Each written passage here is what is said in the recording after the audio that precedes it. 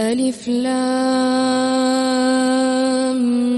ميم ذلك الكتاب لا ريب فيه هدى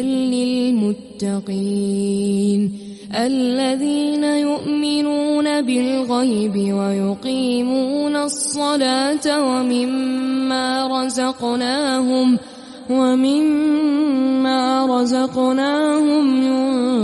ينفقون والذين يؤمنون بما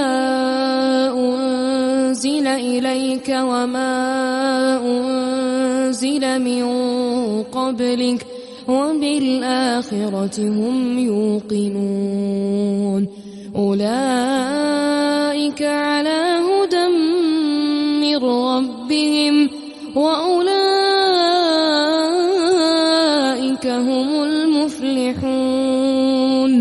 إن الذين كفروا سواء عليهم أأنذرتهم أم لم تنذرهم لا يؤمنون ختم الله على قلوبهم وعلى سمعهم وعلى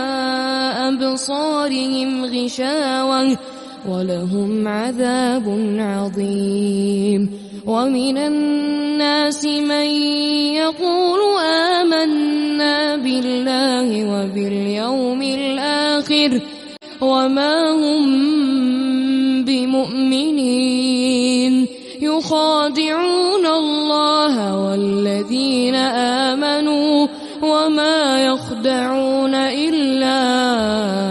أنفسهم وما يشعرون في قلوبهم مرض فزادهم الله مرضا ولهم عذاب أليم